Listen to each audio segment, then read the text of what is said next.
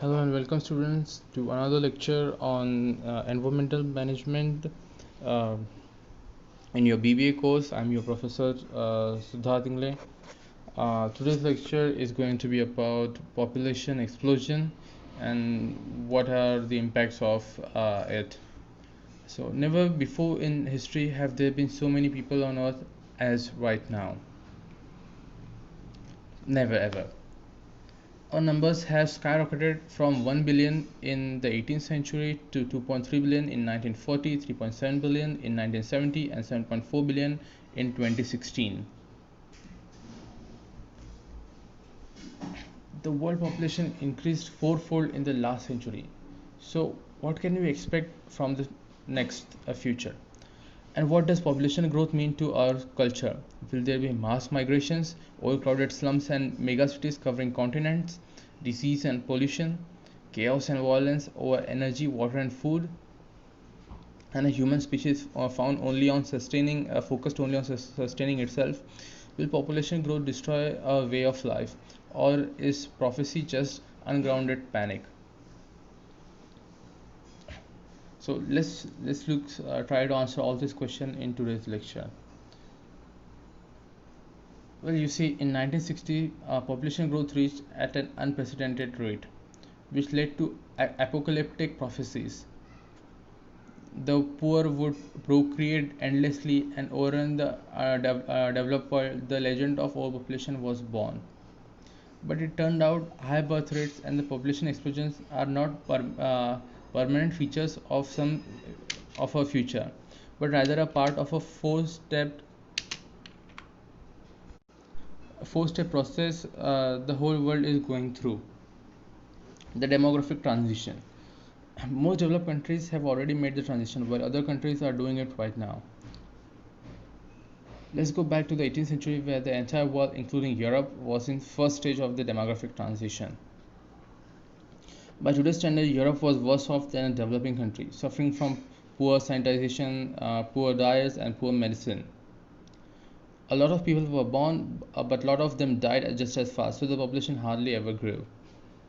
Women had between 4 and 6 children, but only 2 of them would reach adulthood. Then the Industrial Revolution happened in the UK and brought the greatest change in human living conditions since the Agricultural Revolution. People went from being peasants to workers. Manufactured goods were mass produced and became widely available. The sciences flourished and advanced transportation, communication, and medicine. The role of women in society shifted and created the conditions for their emancipation. Slowly, this economic progress not only formed the middle class but also raised standards of living and healthcare of the poor working population. The second transition stage started.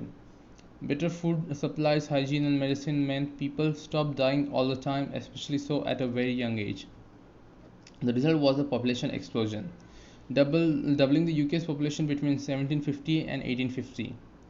The main reason families used to have lots of kids was that only few of them were likely to survive. Now that has changed, so the third stage of transition was set in motion. Fewer babies were conceived and population growth slowed down. Eventually, a balance emerged. Fewer people were dying and fewer children were born, so the death rate and birth rate became stable. Britain had reached the fourth stage of the demographic transition. This didn't only happen in the UK, more and more countries went through the four stages.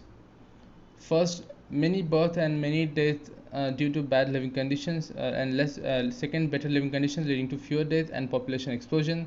Third, fewer deaths resulting in fewer birth and population growth came to an end. But if birth rate have dropped so much, why is population still growing so fast? Well, the children born in the population explosion of the 1970s and 80s are having kids themselves now, leading to a noticeable spike in overall population. But they are having far fewer children on average than their parents. The average today is 2.5, it was 5 40 years ago. So as this generation gets older and fertility declines further, the rate of population growth will keep on slowing. This is true for every country. In the West, people tend to overlook progress in other countries, but actually most of the world countries have made it to the fourth stage. I mean, just look at Bangladesh. In 1971, the average women had 7 kids, but 25 of them would die before the age of 5. In 2015, the mortality rate has come down to 3.8%, and women have only about 2.2 kids on average. This is the rule, not an exception. The West is not special, it happens everywhere. It took developed countries about 80 years to reduce fertility from between 6 children to less than 3. Others are catching up fast. Malaysia and South Africa did it only in 34 years. Bangladesh just took 20 years. Iran managed to do it in 10 years. All these countries that are catching up didn't have to start from scratch, and the more support they got, the faster they made the transition. This is why programs that help lower child mortality or help poor nations develop are so important. No matter what your motivation is, whether you dream of a world where all people living in are in freedom and wealth, or you just want fewer refugees coming to your country, the simple truth is that it's beneficial for you personally if people on the other side of the globe can have a good life. We are getting there. The percentage of population living in extreme poverty has never been as low as today. So the future of global population growth is not an apocalyptic prophecy as it was promised. Population growth will come to an end. The UN forecasts that the 12 billion humans will never be born at all. And as the population level of the world rises, the number of people at higher education will increase tenfold. Countries who used to be in need will develop advanced technologies and will be the providers. More people is going to mean more people able to advance our species. So this is an overview which gave us some idea as to why one should be skeptical about the rumors of population growth.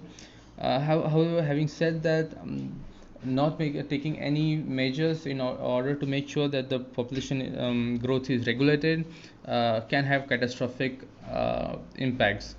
The rule that we are talking about is an observation that we have seen so far, but because of certain possible reason, for example cultural influences, people can still choose to have a lot of kids.